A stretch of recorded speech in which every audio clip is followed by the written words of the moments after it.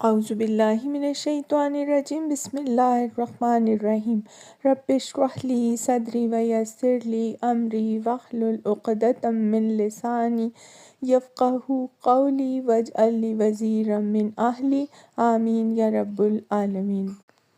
آج ہم سورہ الاحقاف کا ترجمہ آیت نمبر 18 سے شروع کر رہے ہیں۔ یہ لوگ ہیں جن پر عذاب کا فیصلہ چسپاں ہو چکا ہے، ان سے پہلے جنوں اور انسانوں کے جو ٹولے ہو گزرے ہیں انہی میں یہ بھی جا شامل ہوں گے۔ بے شک یہ گھاٹے میں رہ جانے والے لوگ ہیں۔ دونوں گروہوں میں سے ہر ایک کے درجے ان کے اعمال کے لحاظ سے ہیں تاکہ اللہ ان کے کیے کا پورا پورا بدلہ ان کو دے۔ ان پر ظلم ہرگز نہ کیا جائے گا۔ پھر جب یہ کافر آگ کے سامنے لا کھڑے کیے جائیں گے تو ان سے کہا جائے گا تم اپنے حصے کی نعمتیں اپنی دنیا کی زندگی میں ختم کر چکے ہو اور ان کا لطف تم نے اٹھا لیا۔ اب جو تکبر تم زمین میں کسی حق کے بغیر کرتے رہے اور جو نافرمانیاں تم نے کیں، ان کی پاداش میں آج تم کو ذلت کا عذاب دیا جائے گا۔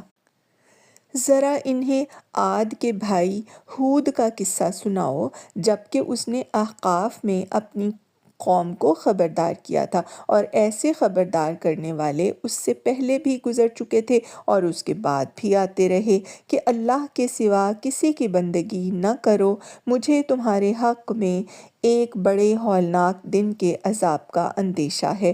انہوں نے کہا کیا تو اس لیے آیا ہے کہ ہمیں بہکا کر ہمارے معبودوں سے برگشتہ کر دے؟ اچھا تو لے آ اپنا وہ عذاب جس سے تو ہمیں ڈراتا ہے اگر واقعی تو سچا ہے۔ اس نے کہا کہ اس کا علم تو اللہ کو ہے اور میں صرف وہ پیغام تمہیں پہنچا رہا ہوں جسے دے کر مجھے بھیجا گیا ہے، مگر میں دیکھ رہا ہوں کہ تم لوگ جہالت برت رہے ہو۔ پھر جب انہوں نے اس عذاب کو اپنی وادیوں کی طرف آتے دیکھا تو کہنے لگے یہ بادل ہے جو ہم کو سیراب کر دے گا۔ نہیں، بلکہ یہ وہی چیز ہے جس کے لیے تم جلدی مچا رہے تھے۔ یہ ہوا کا طوفان ہے جس میں دردناک عذاب چلا آ رہا ہے، اپنے رب کے حکم سے ہر چیز کو تباہ کر ڈالے گا۔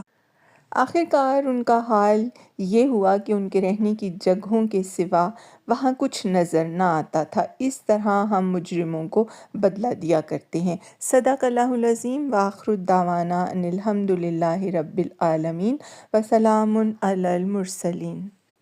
اگر آپ نے چینل کو ابھی تک سبسکرائب نہیں کیا تو سبسکرائب کیجیے۔ شکریہ۔